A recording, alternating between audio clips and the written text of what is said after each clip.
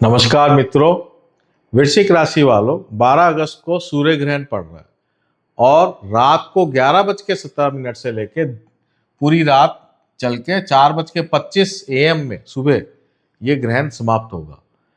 ये ग्रहण हमारे देश में नहीं दिखाई देगा, इसलिए सारे जो मंदिर हैं और हमारी जो दिनचर्या है वो सब यथावत वैसे ही चलती रहेगी जैसे रेगुलर चलती है। क्योंकि ये एक खगोलीय घटना है तो इस घटना का इम्पैक्ट हमारी लाइफ में जरूर पड़ेगा और ग्रहण के समय किया हुआ उपाय जो है सबसे बेस्ट रिजल्ट देता है, सबसे स्ट्रॉन्गेस्ट रिजल्ट देता है। इस बार क्योंकि ग्रहण में मंदिर वगैरह भी खुले हुए हैं तो आप उपाय करने का आपके पास एक सुनहरा मौका भी है। आपके जीवन में ये कहाँ इम्पैक्ट कर रहा है, वृश्चिक राशि और वृश्चिक लगन दोनों के लिए है और आपको क्या उपाय करने चाहिए, ये मैं आपको इस वीडियो में बता रहा हूँ।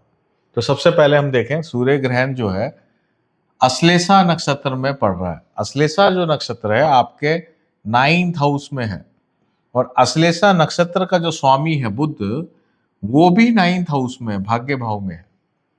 यानी कि ये जो ग्रहण है ये आपके भाग्य को ट्रिगर कर रहा है, एक्टिवेट कर रहा है। आपके जीवन में जो चीजें अभी तक रुकी हुई थी, आपको लग रहा था कि लक साथ में नहीं दे रहा है, मेरा काम बन नहीं पा रहा है, तो ये ग्रहण आपको एक पॉजिटिव मैसेज लेके आया है, आपके जीवन में बड़ा परिवर्तन लेके आया है कि आपका भाग्य काम करने लग जाएगा और बहुत सारे काम आपके बनने के संभावनाएं पूरी हो जाएंगी।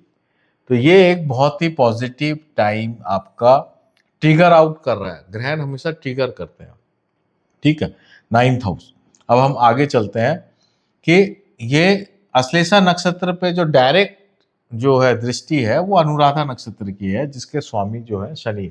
शनि आपके 5th हाउस में, यानी कि जो मैटर संतान को लेके, आपकी अपनी प्रतिष्ठा को लेके भी है, या आप जो बहुत फ्यूचर प्लानिंग को लेके भी आप जो बहुत चिंतित हैं, वो मैटर भी आप इस वक्त फोकस करेंगे कि मेरे पेरेंट्स जो हैं, मेरे घर वाले जो हैं, मेरे घर में बॉस जो है, आपके कार्य क्षेत्र के जो बॉस हैं, क्या आपकी फ्यूचर प्लानिंग के लिए सहयोग कर रहे हैं? ये आपका मूल क्वेश्चन होगा इस ग्रहण से, कि वो मेरी आगे बढ़ने में कितना सहयोग कर रहे हैं या मैं कितना आगे बढ़ पाऊंगा, जिससे ये इन लोगों का जो सहयोग है इनसे मैं कितना आगे बढ़ पाऊंगा, ये एक चिंता का विषय भी होगा या एक मनन का विषय भी होगा। तो इसलिए ये एक फोकस पॉइंट है कि आपका कहाँ पे फोकस है, फ्यूचर की तरफ फोकस है कि मैं आगे क्या करूं।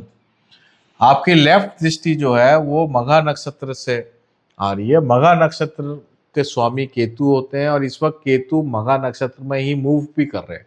और केतु कहाँ पे? मघा नक्षत्र में, आपके 10th हाउस में। यानी कार्य क्षेत्र को लेके भी आप फोकस हैं। तो घूम फिर के ये आया कि कार्य क्षेत्र में जो आपके सीनियर लोग हैं वो आपको कितनी मदद कर रहे हैं, मदद मिल रही है आपको, तो आप अपना फ्यूचर कैसा देखते हैं, ये विजन आपको इस समय आ रहा है। अब हम आगे चल रहे हैं। राइट दृष्टि जो है वो धनिष्ठा नक्षत्र में, धनिष्ठा में मंगल जो है, धनिष्ठा का स्वामी मंगल है, नक्षत्र स्वामी, और वो आपका 8th हाउस में। यानी कि आपको ऐसा लगता है कि आप अपने कार्य में बहुत अच्छा प्रोग्रेस नहीं कर पा रहे, जितनी मेहनत कर रहे हैं उस हिसाब से आपको कंपनसेशन नहीं मिल रहा है, उतना फायदा नहीं मिल रहा है, तो आपको परिवर्तन करने का, चेंज करने का भी मौका मिलेगा।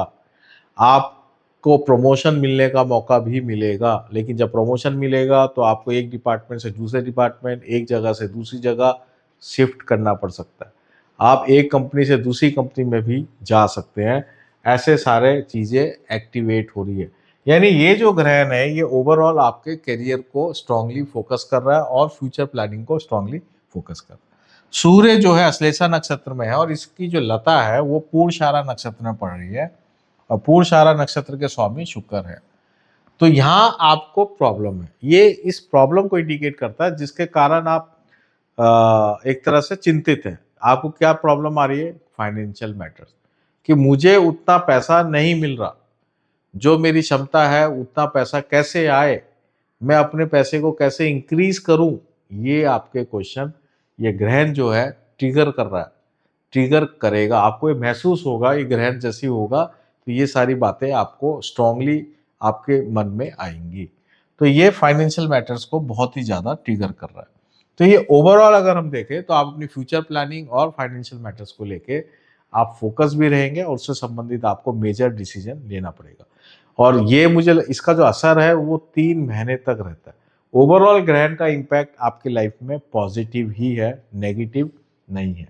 लेकिन और पॉजिटिव हो और लोगों का सहयोग मिले, अगर हम चाहते हैं कि हम परिवर्तन करना चाहते हैं तो आपके जीवन में अपॉर्चुनिटीज़ खुले।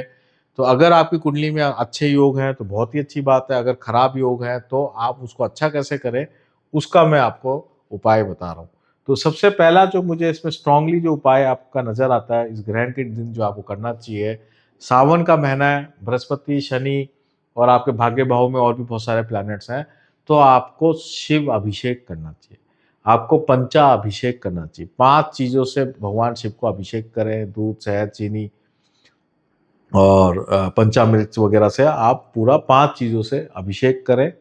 जो शास्त्रों में जो सिस्टम है, जो रेगुलर लोग करते हैं, या आप रुद्राभिषेक जो है करवाएँ, ब्राह्मणों के साथ करवाएँ, ढंग से करवाएँ, क्योंकि ग्रहण में किया हुआ उपाय मल्टीफ़ोल्ड रिज़ल्ट उसके आते हैं।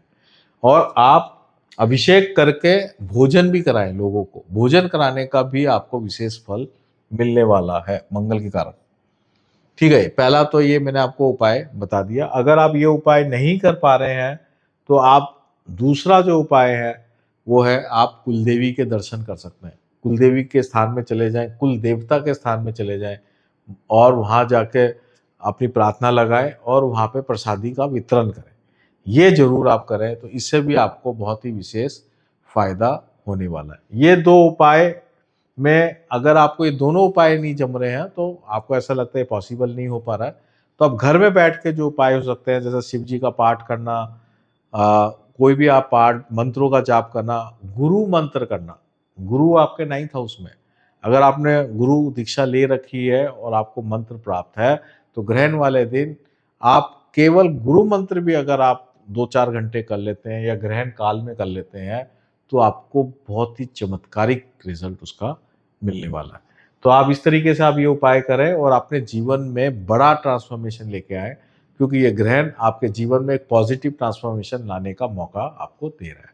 तो दोस्तों, आपका शानदार समय जाए, ऐसी मैं आपको शुभकामनाएँ देता हूँ और मैं आपको बहुत-बहुत धन्यवाद देता हूँ। नमस्कार।